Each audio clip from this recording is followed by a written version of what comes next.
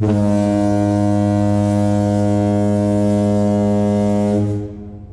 there, part-timers. Once again, it's Anton from Anton Bay.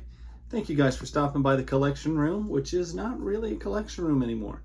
It's just an orange room full of boxes packed full of things, and I will be leaving this place very shortly as we are preparing to move. In just the next couple of days, we'll be disappearing. Maybe by the time I put this video up, we will already be gone. Who knows? But ready to move out. But before I did, I wanted to share a few comics that I picked up in the last little bit. I haven't had a chance to because I've been so busy packing, wrapping up my days at work, everything like that. Of course, I can hear my son in the outside room there. He's another thing that takes up a lot of time. Anyway, I picked up this set of Starman comics. This is issue number 1. It's not a great series, but it has great art in it. I love the fact that it's all set in the desert and stuff like that. I got issue number 2, as you can again see. The desert covers always sold me on this thing. I'm gonna miss the desert. Issue 9, and I may already have a couple of these because I have, every time I see these old Starman in like a dollar bin or a quarter, well, they don't have quarter bins anymore. But if I see them in a bin somewhere that are a good price, I will snag them, definitely. Just for the age they are, for the company they are. Just some old, like, early 90s. I was gonna say late 80s, but yeah, early 90s DC. I think it was late 80s when the first issues came out. But I do snag these when I see them. And the fact that I could get all of the Starman comics I'm gonna show you, I got for $10. $10 shipped to my house. I think the guy was asking like 13 or 15. Sorry. And then, like, as soon as I put the watch on him, he just dropped him to like 10 and sent me an offer. And I was like, well, sure. Even though they have this more modern Starman comic, which I am not a fan of at all. It looks too much like a, what do you call them? DC Vertigo. I hate DC Vertigo. It is not my thing. DC Vertigo to me is always like a little kid, like a teenager or some annoying child who is trying to be a big tough adult. That's DC Vertigo. I couldn't stand it. I can't stand that book. That publishing company. It's not my thing. But either way, that's what these remind me of. They're not my favorite, but they were in the set, and I was like, for $10 for all of it, yeah, I'll do that for all of it. So nothing like landmark in there, but certainly some what I call a good deal. Definitely something I would grab. That's a pretty cool cover. I like that one. And then, because we're getting wrapped up here in town, it opened a discussion. What stores will we miss and what will we not miss here in Alamogordo? And actually, there's very few stores or places or eateries or anything we're gonna miss, because there isn't a lot of good stuff here as far as that goes. But one of the things that came on my list of, am I gonna miss that? I better go and check. Was my local comic book store. It's Zia Comics. They're polite. The store is clean. It's nice, but their books are really expensive. All of them. They're old back issues. They want a lot of money for them, and they don't have a lot of them. It's just a very small, you know, they focused on the stuff that makes money for them, which is not comics. It's all the other crap, gaming stuff, that kind of thing. Anyway, I dug around in there.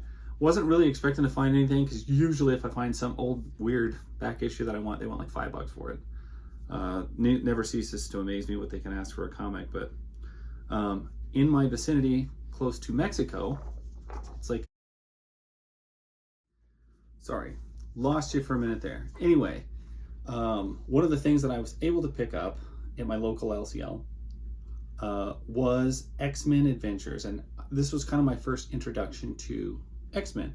I got the Spanish versions, and this would have been the first issue, but in this version it's issue number 15, which I thought was really cool. They got that on the back. And the one that excited me the most was, this is X-Men Adventures, and there's number 22. There is a difference between the cover, obviously. There was some more background stuff going on. But I know this book as Season 2, Issue 6. And this was the first Marvel Comics. This is the first X-Men comic I ever bought. When I really got into comics and really hunted them down. I thought Gambit was totally awesome. And I had played the X-Men video game on Sega Genesis. And that's why I loved him. And so I saw him on the cover and I just bought the comic. And that's what got me started in Marvel Comics. Bought it right before I went to my grandma's house in Kansas. And spent the whole weekend rereading it over and over. Absolutely loved it. So to get the Mexican version of that, I just couldn't pass on it. It was just too cool. These have some great backgrounds on them. Other than that, the interior, the story, and everything on this one, anyway, seems to all be the same. It's that story of a Gambit going down south. Also got this one, which is another one I had picked up around the same time. And once again, they run them in order of number instead of running through the seasons. I picked up issue 24, which is the follow-up to that one. And I just went for a little few in a row. And I only got X-Men Adventures. I realized later I really should have grabbed. They continued to do this with X-Force, early issues of X-Force. They just slap X-Men Adventures on the front of it. And like issue 50 something, it just keeps running through Mexican X-Men Adventures. And once they ran out of X-Men Adventure books, they just grabbed any book they had and started putting X-Men Adventures on the cover and selling the book. Kind of weird. I did not get the X-Force. It was clearly the X-Force comic with, I think it was like issue 3, with Juggernaut, Spider-Man, and that stuff like that.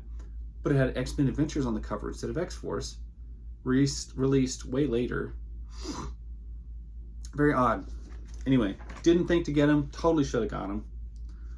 I had picked up a couple issues of Gun Hunting a while back and was I mildly enjoyed that. So I saw issue 1 of Heat Seeker, cosplay cover. I did grab that. It is what it is. I do love it when I can find Street Fighter books, and I have snagged a few from them. So yeah, I grab the Street Fighter books. Anytime I see them, I will grab that. Especially the specials, like not the single character stuff. That's not so interesting. And also Black Cat #1, which I just thought, why not? You know, it's one of my last trips here. My last trip there, I really need to just grab Black Cat #1 right there. So I got that, and that was everything I got from my local comic book store. And then we're just talking about my very first Marvel comic, my very first introduction into X-Men, my very first DC comics. So I used to buy from, I don't know if you guys remember, East Coast Comics. I point them out in every video. When you see an East Coast comic ad, check them out. The ads are really interesting. You could buy like whole series, they would be like 25 cents, 50 cents an issue. And you could just order them through the mail, back the way we used to do things, from a flyer. And I remember I bought this set of Aquaman, was the first DC comics I was ever subjected to. They were like 25 cents a piece. And there's only 13 issues of this set. And I was just like, that's not much at all. That's just like a couple dollars. I could have a whole set of comics. I popped on it. You know, 25 cents was more back then, but not that much more. And I found this, the full set 1 through 13, I got on eBay for $20, and he got it to me today. So I did not even have to worry about getting it transferred and shipped to the right place. And I was able to relive this. And I picked up Aquaman, this whole series. It's issue 1 through 13. And I remember everybody always used to bash on Aquaman, but I got this series, and I remember thinking, I don't hate this. Like, I like this guy. I kind of like this story. This is before he lost the 90s, where he had a hook hand and he was all like super ripped and weird and extreme. he was just Aquaman. And I really enjoyed these books. And the fact that I could get the whole kind of self-contained 13-issue series for a handful of dollars. And you know what? I probably worked an hour to pay for them then. Probably worked about an hour to pay for them now. So that is, I mean, hey, it costs more, but inflation works that way. If you can still buy it for the same amount of time, then maybe that's how it is. Anyway, I was super excited to get these. It's right back to, like I said, my first any DC comics that I ever had. And so, yeah, how could I pass on that? Nice little close out to my comic collecting in Alamogordo. I doubt I will stop collecting comics, of course, just because I am moving somewhere else, but this is what I was able to wrap up while I was here.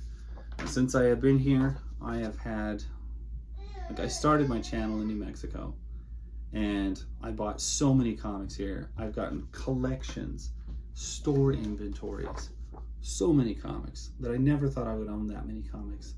I have sold and lost more comics than I have ever imagined here. So, if this is the last comics I'm getting in New Mexico, then so be it. I'll live. Anyway, that's my haul. Hope you guys liked it. Hope you weren't bored by the boring books, but they weren't boring to me. There was a purpose to them. Got a nice stack. That's not a lot of money.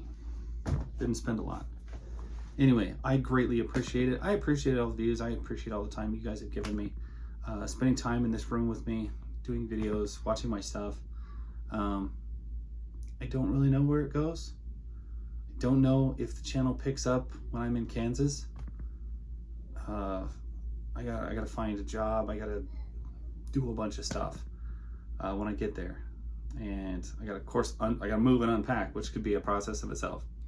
So I don't know. I don't know what this will bring. But if this is the last time I see you guys, I really appreciate it. And if it's not, I'll show you what I get next time. Anyway, either way, love you guys. Catch you later. Bye, part-timers.